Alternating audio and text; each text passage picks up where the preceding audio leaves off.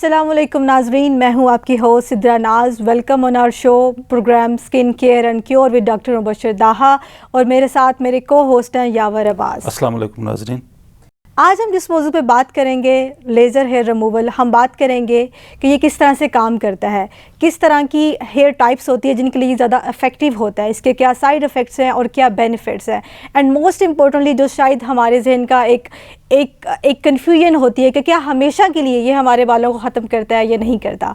Welcome doctor साहब। Thank you very much जी। अच्छा, मेरा पहला क्वेश्चन आपसे ये होगा कि मुझे बताएं कि लेज़र हेयर रिमूवल का एक प्रोसेस क्या होता है, ये किस तरह से इफेक्टिव होता है और किस तरह से जो अनवांटेड हमारे हेयर ग्रोथ होते हैं उनको किस तरह से इम्पैक्ट करता है। अच्छा, सबसे इम्पोर्टेंट बात ये है जो बताना आपको बहुत ज़रूरी है, वो ये है कि जो लेज़र हेयर रिमूवल है ये एक टाइप का लेज़र होता है जो कि हेयर रिमूवल से मुराद ये है कि जो हेयर को कम करने के लिए, हेयर को ख़त्म करने के लिए इस्तेमाल किया जाता है। और इसमें यह कि जो आपने पूछा कि ये किस पर्पज़ के लिए यूज़ होता है, वो यही कि जी कि हेयर को कम करने के लिए और हेयर ग्रोथ को रिड्यूस करने के लिए होता है। ठीक है। हमारे सम पार्ट्स ऑफ बॉडी हैं, जिस तरह से फॉर एग्जांपल हम बात करते हैं स्पेशली खवातीन की, वो ये होता है कि उनके फेस के ऊपर हेयर ग्रोथ हो जाती है और उसको हम फेशियल हेयर ग्रोथ बोलते हैं। उनके सर्टेन मेडिकल कंडीशंस ऐसी हो जाती हैं जिसकी वजह से फेशियल हेयर ग्रोथ होती है और फेशियल हेयर ग्रोथ को कम करने के लिए हम ये लेज़र करते हैं। ठीक है। बात यह है कि जो लेज़र के स्किन टाइप्स आपने पूछी है और हेयर टाइप्स होती हैं। अच्छा, जो स्किन हेयर की ग्रोथ है फेस के ऊपर और अदर पार्ट्स ऑफ बॉडी के ऊपर, फॉर एग्जाम्पल हमारे पास हमारी क्लाइंट्स आती हैं खवातीन कि जो कहते हैं कि हमारे बॉडी के ऊपर हेयर है, हम उसकी हेयर रिमूवल कराना चाहते हैं, लेज़र कराना चाहते हैं, और कुछ पार्ट्स ऑफ बॉडी ऐसे होते हैं जहाँ पे वो नहीं चाहते कि उनकी हेयर ग्रोथ हो। फॉर एग्जांपल फेस की हम बात करें अगर, तो फेस के ऊपर अक्सर मतलब जो हमारे 90% क्लाइंटेल है हेयर रिमूवल का, वो फेशियल हेयर ग्रोथ के लिए आते हैं, इनके फेस के ऊपर ग्रोथ हुई होती है। फर्दर ये है कि जब हेयर ग्रोथ स्टार्ट होती है तो आपने अक्सर देखा होगा कि स्टार्ट में बेबी हेयर्स होते हैं जो ब्राउन कलर के होते हैं। नॉर्मली हम लोग कोशिश करते हैं कि ऐसे हेयर ग्रोथ के ऊपर या ऐसी हेयर ग्रोथ हो तो उसके ऊपर लेज़र ना करें, क्योंकि ये भी होता है कि अगर लेज़र हेयर रिमूवल ऐसे हेयर्स पे कर दिया जाए तो उसमें नुकसान ये होता है कि फिर उनकी हेयर ग्रोथ बढ़ना शुरू हो जाती है। ओके। अच्छा, आगे फिर फर्दर डिपेंड करता है कि लेज़र है वो कौन सी टाइप का यूज़ हो रहा है। फिर आगे स्किन टाइप की जहाँ तक बात की आपने, तो हमारे पास लेज़र का प्रोसीजर करते हुए हमारे पास ऑप्शन होती है कि कौन सी स्किन टाइप है। फिर टैन है, नॉन टैन है, स्किन टाइप कौन से। वैसे हमारे जो एशियन पीपल हैं, स्पेशली जो हमारे साउथ एशिया में लोग रहते हैं, उनकी स्किन टाइप 4 होती है। ठीक है। तो उसके अकॉर्डिंगली फिर हम लेज़र की सेटिंग्स करते हैं, उसका एनर्जी सेट करते हैं और फिर हम लोग लेज़र का प्रोसीजर परफॉर्म करते हैं।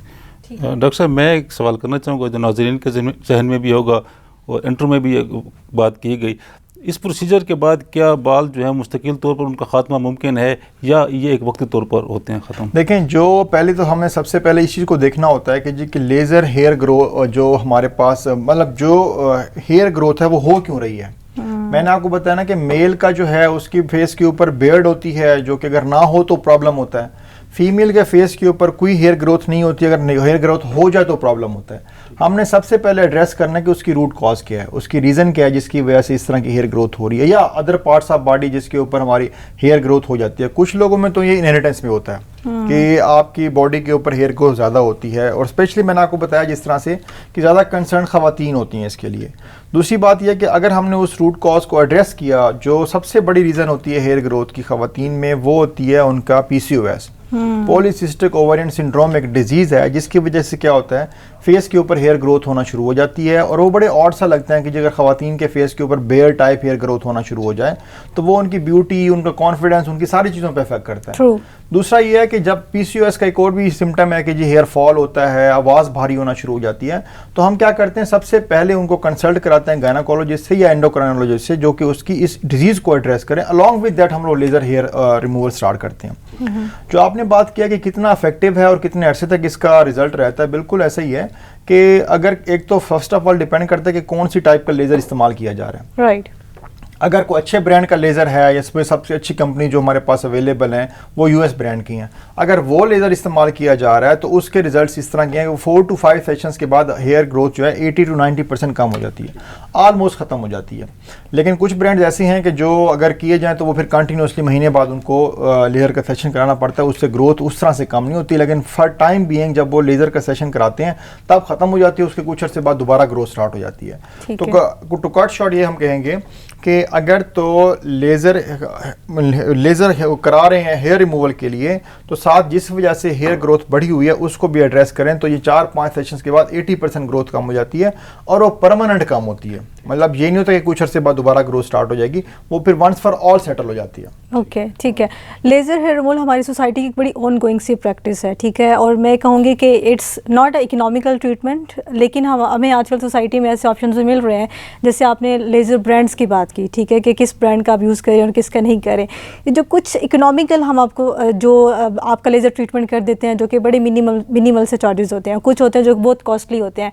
इन दोनों कीमतों का इम्पैक्ट मुझे बताएं कि उस लेज़र हेयर रिमूवल का इफेक्टिवनेस के साथ क्या रिलेशन है। आप कोई अच्छी ब्रांड का यूज़ कर रहे हैं तो आप कॉस्टली करेंगे, या फिर आप कोई लोकल ब्रांड का यूज़ करेंगे तो आपके चार्जेस कम होंगे। इन दोनों में क्या देखें, सबसे इंपॉर्टेंट ये है कि जो हमारे मेडिकल के डिवाइसेस बन रहे हैं, स्पेशली एस्थेटिक मेडिसिन में या एस्थेटिक डर्मेटोलॉजी में या कॉस्मेटिक प्रोसीजर्स के लिए, वो सबसे अच्छे जो ब्रांड्स अवेलेबल हैं वो यूएस के हैं।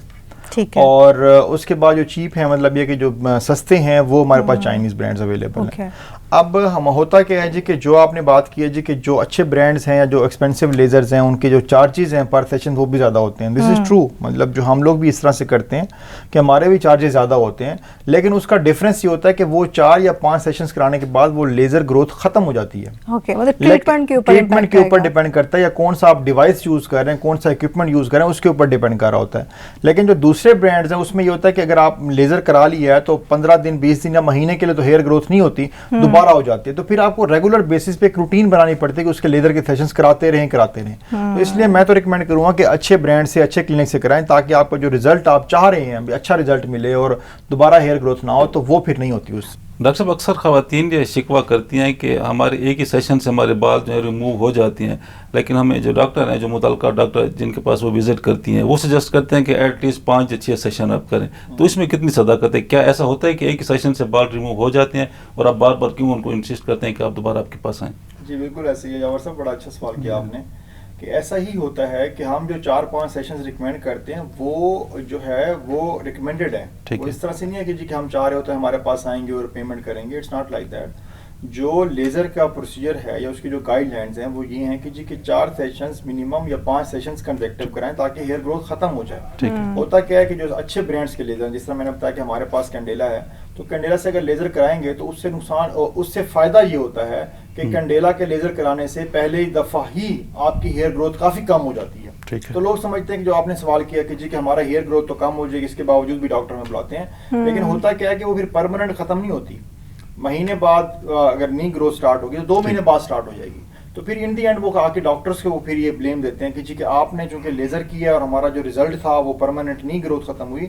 तो वो होता क्या है, फिर वो ग्रोथ परमानेंट खत्म ना होने की वजह से उनको बार बार आना पड़ता है। कितना गैप होना चाहिए एक सेशन और दूसरे सेशन के दरमियान? 1 महीने का गैप होना चाहिए। नॉर्मली 1 महीने के गैप के बाद अगर 4 सेशंस करा लें तो उसके बाद हेयर ग्रोथ 80% तक कम हो जाती है। जब 80% कम होती है तो हेयर इनविजिबल हो जाते हैं ऑलमोस्ट, तो फिर दोबारा किसी लेजर की या किसी वैक्स की या किसी भी ऐसे प्रोसीजर की जरूरत नहीं पड़ती। तो फिर मेरा वो बुनियादी सवाल होगा कि उसके बाद मुस्तकिल तौर पर बालों का खात्मा हो जाता है या इसके बाद भी पैदा हो सकते हैं? जी बिल्कुल ऐसे ही यावर साहब, मुस्तकिल तौर पे बालों का खात्मा होता है विद सब्जेक्ट टू कंडीशन कि अगर वो जो इशू है जिसकी वजह से हेयर ग्रोथ हो रही है उसको भी साथ एड्रेस किया जाए। अगर पीसीओएस की वजह से हो रहा है, दूसरा एक फैक्टर ये भी होता है कि आजकल लोग जंक फूड का ज़्यादा इस्तेमाल करते हैं, उसकी वजह से भी फेस के ऊपर या अदर पार्ट्स ऑफ बॉडी के ऊपर हेयर ग्रोथ बढ़ जाती है। प्रोटीन डाइट का ज़्यादा इस्तेमाल होगा उससे ही बढ़ जाती है।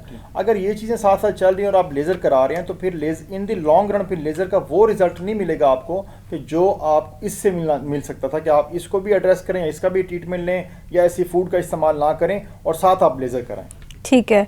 अच्छा, हमारे पास डिफरेंट तरह की स्किन कंडीशंस होती हैं, जैसे eczema is one of them, ठीक है। अगर किसी को वो स्किन पे है तो क्या लेज़र ट्रीटमेंट अप्लाई हो सकता है? जी बिल्कुल भी नहीं हो सकता। एक्जिमा जो है वो लोकलाइज्ड होता है। पहले तो ये बताऊँ आपको, eczema is not like that कि आपकी पूरी बॉडी के ऊपर होगा, और नॉर्मली फेस के ऊपर नहीं होता एक्जिमा। एक्जिमा मोस्टली फुट के ऊपर या हाथों के ऊपर इस जगह पे होता है जिनका पानी में ज़्यादा होता है वो, मतलब जिसके ऊपर पानी ज़्यादा लगता है। तो अगर इस तरह की कंडीशन है तो वहाँ पे ऊपर हम कोई भी एस्थेटिक प्रोसीजर नहीं करते। कोई भी हमारा कॉस्मेटिक प्रोसीजर जो है, पहले हम लोग डिजीज़ को ट्रीट करते हैं। जिस तरह मैंने लास्ट प्रोग्राम में बताया था कि अगर एक्टिव एक्ने है तो उसके ऊपर हम कोई लेजर नहीं करेंगे, पहले हम एक्ने को ट्रीट करेंगे, once it settle then we will go for the aesthetic procedure. उसकी रीजन ये है कि पहले तो हम बीमारी को एड्रेस करें ना, जो एस्थेटिक है या जो कॉस्मेटिक है वो तो फर्दर एक लग्जरी में काउंट होता है। True. जब तक आपकी स्किन की हेल्थ बेहतर नहीं होगी, जब तक आपकी हेल्थ कंडीशन कंप्रोमाइज होगी, तो उस दौरान हम कोई भी एस्थेटिक प्रोसीजर नहीं कर सकते। राइट। तो डॉक्टर साहब ये अक्सर लोग एक और फिर जो हमारे देखने वाले हैं उन्हीं की तरफ से एक सवाल है, वो कहते हैं कि हम शेविंग भी करते आ रहे थे और वैक्सिंग भी करते आ रहे थे, अब ये क्यों एक नई चीज़ आपने इंट्रोड्यूस करा दिया कि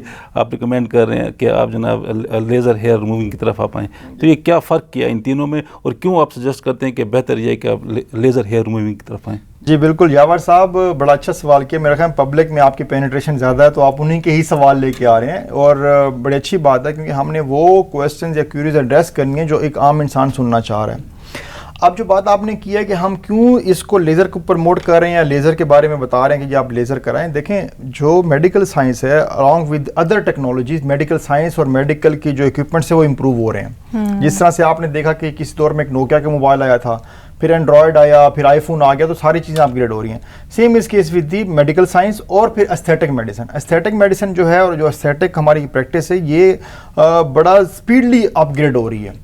और क्योंकि ये न्यूली इंट्रोड्यूस फील्ड है, इतना ज़्यादा लोग इसके बारे में जानते नहीं हैं, तो क्या हुआ इसके ऊपर काफ़ी रिसर्च भी हो रही है और काफ़ी इसके ऊपर काम भी हो रहा है। अब जो लेज़र है ये एडवांस टेक्नोलॉजी है, ये टोटल सेफ है। इसमें यह कि जो वैक्सिंग करने से क्या होता है जी, हर महीने करनी पड़ती है। और दूसरी बात यह कि जो अदर मेथड्स हैं, कोई भी ऐसा मेथड नहीं है कि जो ग्रोथ को परमानेंट बेसिस पे ख़त्म कर दे। तो जो भी हमारा जो लेज़र को हम इसलिए प्रमोट करते हैं कि अगर आप ये सेशंस जो रिक्वायर्ड सेशंस हैं अकॉर्डिंग टू गाइडलाइंस और किसी अच्छे क्लिनिक से किसी अच्छे लेज़र से करा लेंगे तो फिर हेयर ग्रोथ से वंस फॉर ऑल जान छूट जाएगी। तो इसलिए ये रिकमेंडेड है। ठीक है। तो वैसे नॉर्मली एक क्लाइंट के लिए क्या प्री इंस्ट्रक्शंस होती हैं कि ट्रीटमेंट से पहले अगर क्लाइंट को कुछ रूटीन फॉलो करनी है, या ट्रीटमेंट के बाद ऐसे कौन से स्टेप्स लेने हैं कि कोई ऐसे स्किन में कोई इशू ना आए या एनीथिंग लाइक दैट? देखें, जो इसकी लेज़र कराने से पहले हमने क्या करना होता है, कोई ऐसा इस तरह की इंस्ट्रक्शंस नहीं है कि आपने 2 दिन के लिए फलां चीज़ नहीं खानी या कुछ इस तरह करना है। It's not like that. ये बहुत ही सिंपल प्रोसीजर है और इस पर टाइम भी बहुत कम लगता है। अगर सिर्फ फेस का तो it takes almost 10 to 15 minutes. ठीक है। लेकिन इसकी जो प्रिकॉशन है या प्री ट्रीटमेंट हमारी एहतियात है या जो हम प्रोसीजर फॉलो करते हैं वो ये है कि हम फेस को वॉश करवा देते हैं। कि कोई सन ब्लॉक, कोई क्रीम, कोई भी ऐसी चीज़ फेस के ऊपर ना लगी हुई हो लेज़र करते हुए, ताकि उसमें जब लेज़र कर रहे होते हैं तो फेस बिल्कुल क्लियर हो, ताकि जो डायरेक्ट वो इसको हिट कर सके लेज़र जो है हेयर को और हेयर की रूट्स को। और साथ ये कि कोई ऐसे प्रोडक्ट लगे होने से ऐसा ना हो कि स्किन रिएक्ट कर जाए। तो इसलिए ये उसकी प्री प्रोसीजर एहतियात है। जो पोस्ट प्रोसीजर आपने बात किया कि उसके कराने के बाद क्या एहतियात करनी होती है, कराने के बाद बस सिंपली यही एहतियात है कि हम लोग जो लेज़र करने के बाद हल्की सी, जो हमारे पास जो लेज़र कैंडेला एनडी है उसके बाद हल्की सी बर्निंग सेंसेशन होती है, तो उसके लिए हम आइसिंग रिकमेंड करते हैं। ठंडे पानी से फेस वॉश कर लिया करें 2-3 दिन के लिए, बस यही उसकी एहतियात है। इट्स नॉट लाइक जी कि हम कहें जी आपने 4 दिन घर बैठना है, ये चीज़ नहीं खानी, ये काम नहीं करना। फंक्शन पे जाएं, कोई भी आप इवेंट अटेंड करें, हमारी तरफ से कोई रिस्ट्रिक्शंस नहीं होती। कुछ डॉक्टर्स तो ये भी सजेस्ट करते हैं कि अगर आपने फेस का फॉर एग्जांपल लेज़र ट्रीटमेंट करा लिया तो उसके बाद आप जो है वो सन ब्लॉक रेगुलरली यूज़ करें। उसका और इसका आपस में क्या देखें, जो सन ब्लॉक है ना, एक तो लेज़र की, मैं तो यहाँ पे फिर फर्दर आपको एलेबोरेट करूँ कि लेज़र की डिफरेंट टाइप्स हैं। हम जो बात करें वो लेज़र हेयर रिमूवल की बात करें, ऐसा लेज़र जो कि हेयर ग्रोथ को कम करने के लिए इस्तेमाल होता है, हेयर रिमूव करने के लिए इस्तेमाल होता है, that is here removal laser.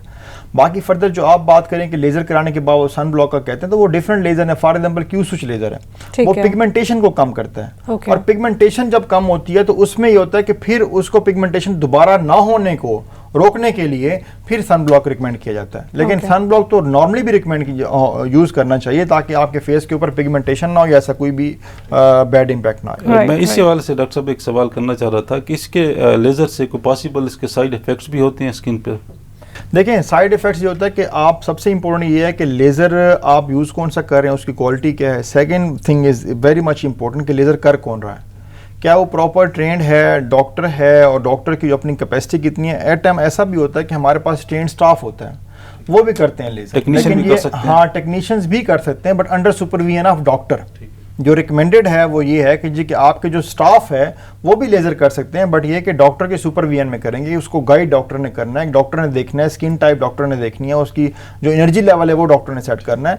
For example मैं बताऊं जी कि हमारे पास खवातीन आती हैं फुल बॉडी लेज़र के लिए, तो फुल बॉडी चूंकि हमारी सोसाइटी का डिफरेंस है कि डॉक्टर का मेल का और फीमेल का एक बैरियर है, तो उसको हम लोग ब्रीच नहीं कर सकते, इसलिए हमारी फीमेल स्टाफ वो वाला लेज़र करती हैं। लेकिन अगेन मैं बताऊं कि जो होता डॉक्टर के सुपरविजन में, एनर्जी लेवल, उसकी सारी की सारी चीज़ें डॉक्टर ने ही सेट करनी होती हैं, उसके बाद फिर स्टाफ जाके वो लेज़र तो केसेस होते हैं इस तरह के साइड इफेक्ट्स की वजह से, उसके केसेस होते हैं या जो साइड इफेक्ट्स की आप बात कर रहे हैं, साइड इफेक्ट्स में ये होता है कि जी एट टाइम ऐसा होता है कि लेज़र से हल्की सी बर्निंग हो सकती है, अगर एनर्जी लेवल प्रॉपर सेट नहीं हुआ या फिर हेयर ग्रोथ किसी जगह पे ज़्यादा है और ज़्यादा एनर्जी से उसको लेज़र कर दिया गया है, तो उससे हल्की सी उस जगह पे स्किन बर्न हो सकती है। लेकिन ये कि वो ट्रीटेबल है, वो 2-3 दिन में, 4 दिन में वो सेटल हो जाती है। ये इसका साइड इफेक्ट है, पोटेंशियल साइड इफेक्ट इसको हम ये कह सकते हैं। राइट। सो नाज़रीन, यहाँ पे लेते हैं हम छोटा सा ब्रेक, मिलते हैं एक ब्रेक के बाद।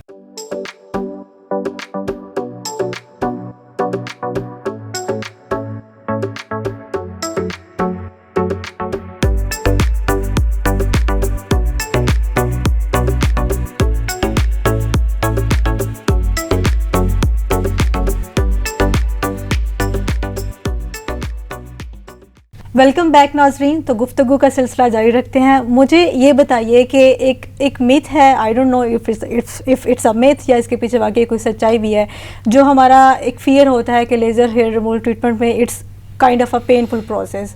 तो कितना पेन होता है, किस तरह से आप उसको डील करते हैं? क्योंकि हमारे यहाँ एक लोगों के एक जनरल फ़ियर होता है जब भी आप कोई ट्रीटमेंट प्रोसेस करा रहे होते हैं, तो उस प्रोसेस में से गो थ्रू होने से पहले माइंड में तरह तरह के क्वेश्चंस होते हैं क्लाइंट के, तो उसको आप किस तरह से टैकल करते हैं? देखिए, सबसे इम्पोर्टेंट तो ये है कि हम पहले तो क्लाइंट की कंसल्टेशन करते हैं। वो आती हैं हमारे पास, हम पूरी उनकी हिस्ट्री लेते हैं कि ये आपके फेस के ऊपर हेयर ग्रोथ हो रही है तो कैसे हो रही है, रीजंस क्या बनी है, कब से हो रही है। फिर हम हेयर टाइप्स देखते हैं, जो पहले बात हुई थी हमारी कि जी हेयर बेबी हेयर हैं या वाकई थिक हेयर हैं, तो वो सारा देख के देन वी डिसाइड कि जी कि हमें लेज़र हेयर रिमूवल या ये हेयर को कम करने के लिए लेज़र करना चाहिए कि नहीं करना चाहिए। राइट। देन फिर हम उनको एक्सप्लेन करते हैं कि इसके ये वाले पोटेंशियल इसके ड्रॉबैक्स हो सकते हैं या साइड इफेक्ट्स हो सकते हैं, जो जावर साहब भी बात कर रहे थे। जो दूसरा आपने सवाल किया जी कि आप जो है इसको परफॉर्म कैसे करते हैं, या दूसरी बात यह है कि जी आप इसका पेनफुल कैसे करते हैं। उसमें ये होता है कि हमारे पास ना चिलर्स होते हैं। ठीक है। जब हम लेज़र कर रहे होते हैं तो हमारे पास चिलर्स होते हैं, जिससे बड़ी कूल जो है ना अच्छी खासी ठंडी हवा, हम कहते हैं कि कूल एयर निकलती है, जिसको क्या होता है कि हम लेज़र के साथ साथ ना वो भी प्रेशर के साथ फेस के ऊपर या अदर पार्ट्स ऑफ बॉडी जहाँ पे लेज़र कर रहे होते हैं साथ साथ वो भी हो रही होती है, जिसकी वजह से उसके कूलिंग इफेक्ट की वजह से जो बर्निंग सेंसेशन है वो नहीं होती। ओके। तो ये हम यूज़ करते हैं चिलर्स। एक और भी डॉक्टर साहब मिथ है, ख़वातीन परेशान रहती हैं, उनकी परेशानी ये है कि इस प्रोसीजर के काफ़ी अर्से तक हमें मेकअप नहीं करना पड़ता, क्या ये सच है? देखिए, ऐसा कोई सच नहीं है। उसकी रीज़न ये है कि जो हेयर रिमूवल है वो हेयर ग्रोथ को कम करता है, उसका मेकअप से कोई रिलेशन नहीं है। मैंने आपको पहले बताया, तो ये तो हम करते हैं कि जी अगर हमने लेज़र परफॉर्म करना है या लेज़र करना है तो उससे पहले अगर मेकअप किया हो तो उसको वॉश करा दें या वो उसको सारा रिमूव कर दें। लेकिन उसका इसी से कोई रिलेशन नहीं है कि आपने लेज़र कर ले तो फिर आप मेकअप नहीं कर सकते। वैसे तो नेचुरल स्किन हर किसी की बहुत खूबसूरत होती है, लेकिन जिनको मेकअप का कंसर्न होता है, उन्होंने करना होता है, तो वो उनको करना ही होता है। उसमें ये नहीं कि फौरन बाद प्रोसीजर के फौरन बाद भी मेकअप कर सकते हैं। देखिए, फौरन बाद भी कर सकते हैं, लेकिन अगर उसको थोड़ा सा रेस्ट दे दें 2-3 घंटे का तो वो ज़्यादा बेहतर है। ठीक है। हाँ, ठीक है। सो हमारी जो प्रेग्नेंट ख़वातीन होती है उनके लिए कितना सेफ होता है लेज़र हेयर रिमूवल ट्रीटमेंट में से गो थ्रू करना? देखिए, जो प्रेगनेंसी है ना, हम जो एस्थेटिक्स प्रोसीजर्स हैं, अब इसके लिए तो हम रिकमेंड करते हैं कि आप ड्यूरिंग प्रेगनेंसी कोई भी प्रोसीजर ना करें। राइट। इवन के मैं तो रिकमेंड करता हूँ कि आप PRP, माइक्रो नीडलिंग कुछ भी ना करें ड्यूरिंग प्रेगनेंसी। उसकी रीज़न ये है कि फर्स्ट ऑफ ऑल जो हमारी फीटस वो है, बच्चे की जो हेल्थ है वो इम्पोर्टेंट है। राइट। बाकी जो कॉस्मेटिक्स इशू हैं वो तो उसके बाद भी एड्रेस किए जा सकते हैं, लेकिन ये कि जो रिसर्च कहती है, जो हमारी इंटरनेशनल लेवल पर रिसर्चेज हुई हैं, वो ये कहते हैं कि ड्यूरिंग प्रेगनेंसी लेज़र नहीं कराना चाहिए, वो फीटोटॉक्सिक हो सकता है। फीटोटॉक्सिक मीन कि वो बच्चे की हेल्थ को नुकसान पहुँचा सकता है। राइट। आप डॉक्टर साहब एक और सवाल ख़वातीन ही की तरफ से, अक्सर वो कहती हैं कि लेज़र प्रोसीजर के नाम पे डॉक्टर बहुत ज़्यादा हमसे चार्ज करते हैं, क्या ये सच है? बिल्कुल सच है। ये और लेज़र के जो हमारे प्रोसीजर्स हैं वो एक्सपेंसिव होते हैं। और अगेन ये डिपेंड करता है कि कौन से ब्रांड की मशीन यूज़ हो रही है, कौन सा क्लिनिक है, डॉक्टर की कॉम्पिटेंसी का लेवल क्या है, डॉक्टर कितना सीनियर है, ये सारी चीज़ें मैटर कर रही होती हैं। हमारा देखें एक चीज़ यावर साहब आपको क्लियर कर दूँ कि हमारा जो एस्थेटिक्स प्रोसीजर है वो सारे एक्सपेंसिव हैं। इसलिए जो हम तो रिकमेंड करते हैं, मैं नॉर्मली तौर पे डिफरेंट टीवी शोज़ में जाके या अपने हमारे जो हॉस्पिटल्स में प्रैक्टिस करते हैं हम लोग पिम्स में, वहाँ पे हम ये बात बताते हैं कि कोशिश करें कि इनको ट्रीटमेंट आप पहले ले लें ताकि आप इस कॉम्प्लिकेशन में ना जाएं कि आपको वो प्रोसीजर कराने पड़े। नो डाउट इसमें कोई शक नहीं है कि जो भी हम लोग परफॉर्म कर रहे होते हैं प्रोसीजर वो टोटली FDA अप्रूव्ड होते हैं और प्रॉपरली सेफ होते हैं, प्रॉपरली इंटरनेशनल गाइडलाइंस को फॉलो करते हुए हम करते हैं, बट अगेन एक्सपेंसिव होते हैं। आपका जो ये सवाल है कि जी वो एक्सपेंसिव होते हैं, दिस इज ये ट्रू है कि वो एक्सपेंसिव होते हैं। सो आई कैन आई से दिस कि आपका जो लेज़र ट्रीटमेंट है, जितने भी एस्थेटिक्स ट्रीटमेंट्स होते हैं, इसका एक लिंक है आपके लाइफस्टाइल के साथ, आपकी लग्जरी लाइफस्टाइल के साथ? बिल्कुल आप कह सकती हैं कि ये तो वो चीज़ है ना कि जो लग्जरी में आता है, दिस इज़ नॉट ट्रीटमेंट। मतलब ये कि हम इसको ये नहीं कह सकते जी कि आपने जो एस्थेटिक्स प्रोसीजर है हमारे कि आपका कराना वो ज़रूरी होता है। वो मोस्टली ऐसा होता है कि वो डिजीज़ नहीं होती। हाँ, अलबत्ता यह कि जिस तरह से अगर हम पिगमेंटेशन की बात करते हैं तो पिगमेंटेशन जो फेस के ऊपर छाया बन जाती हैं तो वो इतना हद तक डिस्टर्ब कर चुकी थी हमारे क्लाइंट को कि उसका ट्रीटमेंट ज़रूरी हो जाता है। दूसरी बात जो आपने बात की, जो आज हमारा टॉपिक ऑफ डिस्कशन है, उसमें जो हेयर रिमूवल है, अब अगर खातून के बाल फेस के ऊपर बालों की ग्रोथ बढ़ गई हुई है, जस्ट लाइक जिस तरह मेल के फेस के ऊपर बेयर्ड आ जाती है, अगर उनकी बेयर्ड आना शुरू हो गई तो उनके लिए प्रॉब्लमेटिक है, तो फिर उनके लिए लेज़र कराना ज़रूरी हो जाता है।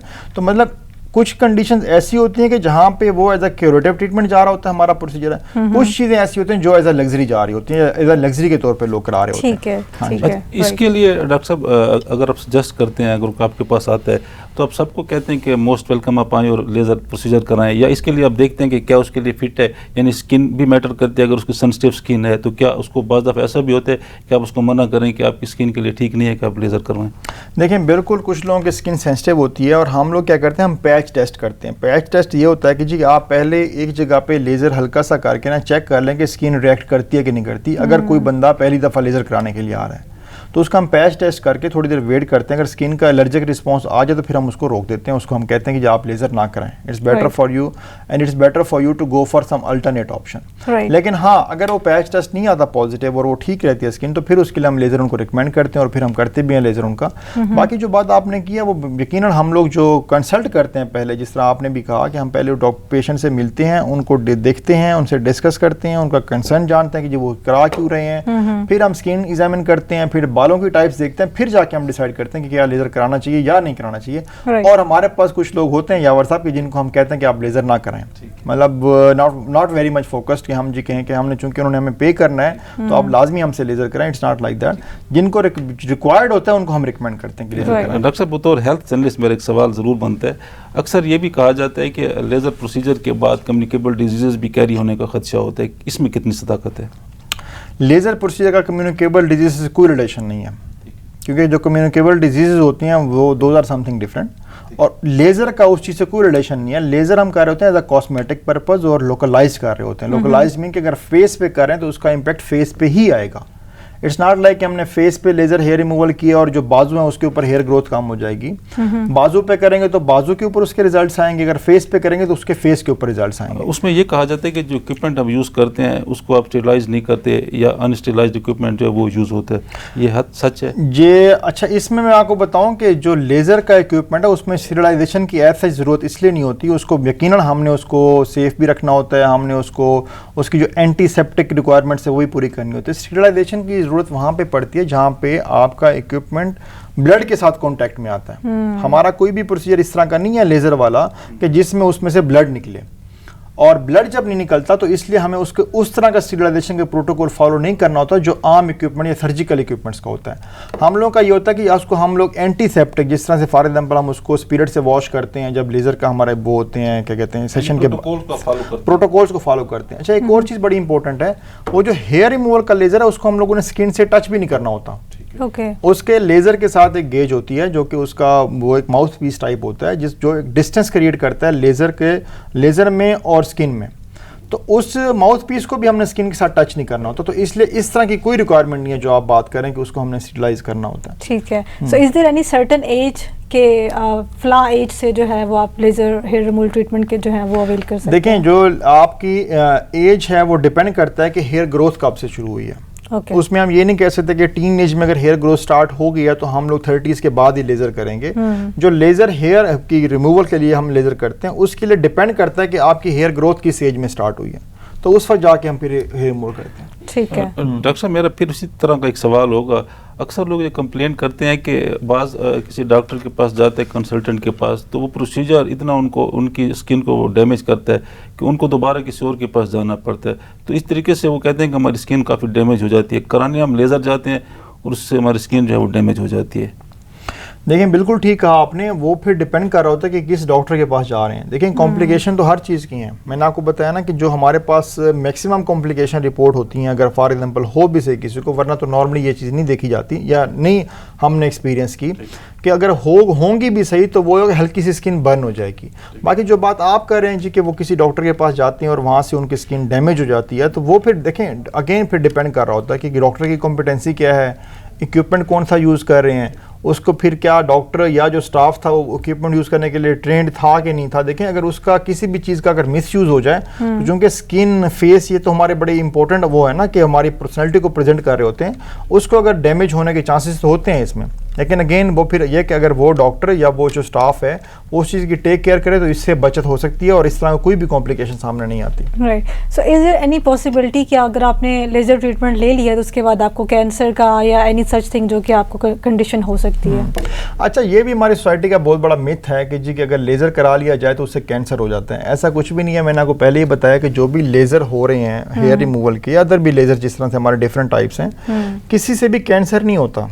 राइट। किसी से भी कैंसर नहीं होता। उसकी रीज़न ये है कि जो हमारे लेज़र्स हैं सारे के सारे FDA अप्रूव्ड हैं, जिसमें फेडरल ड्रग एडमिनिस्ट्रेशन जो है हमारी food and drug administration USA की एक ऑर्गेनाइजेशन है जो कि जो भी नया इक्विपमेंट, जो भी नया प्रोसीजर मेडिकल साइंस में आता है, जो मेडिसिन आती है उसको अप्रूव करती है और वो पूरी रिसर्च के बाद पूरा प्रोटोकॉल फॉलो करते अप्रूव करती है, फिर वो पूरी दुनिया में वो इम्प्लीमेंट होता है। तो लेज़र के जो प्रोसीजर हम कर रहे हैं सारे के सारे FDA अप्रूव्ड हैं। हाँ, अलबत्ता ये है कि एट टाइम आप चले जाएंगे कि किसी ने अगर लेज़र मशीन ली हुई है और वो डॉक्टर भी नहीं है और वो टेक्नीशियन है या वो स्टाफ है, अगर आप उसके पास जाएंगे तो उसको खुद ही नहीं पता कि कैसे परफॉर्म करना है, मेडिकल उसके लिए स्किन की हेल्थ क्या होती है, स्किन का ख्याल कैसे करना होता है, तो उसने दूसरों को या उसने अपने जो क्लाइंट्स हैं या उनको पेशेंट को कैसे ट्रीट करना है। मोस्टली जो जावर साहब ने थोड़ी देर पहले सवाल किया, इस तरह के केसेस रिपोर्ट होते हैं तो मोस्टली ऐसी जगहों पर होते हैं जो प्रॉपरली मेडिकल के क्लिनिक्स नहीं होते हैं। कोएक्स ने या हमारे जो टेक्नीशियन हैं जो हमारे साथ असिस्टेंट काम करते हैं वो कुछ अर्से बाद जाके क्लिनिक बना लेते हैं, तो वो उनके होते हैं। लेकिन जो प्रॉपर डॉक्टर्स हैं और स्पेशली जो ट्रेन डॉक्टर्स हैं वहाँ पे इस तरह की कोई चीज़ सामने नहीं आती। ठीक है। So thank you so much doctor Mubashar Daha. This was quite a productive conversation और आई थिंक हमारी नाजरीन के जो पॉसिबल क्वेश्चंस होते हैं आपके जहन में कि हम लेज़र हेयर ट्रीटमेंट करवाएं ना करवाएं, उसके क्या साइड इफ़ेक्ट्स होंगे, वो आज के इस प्रोग्राम के थ्रू हमने आप तक पॉसिबल जो उसके जवाब होंगे वो आप तक पहुंचा दिए हैं। मिलते हैं एक नई एपिसोड के साथ, अपना ख्याल रखिएगा। अल्लाह हाफिज़।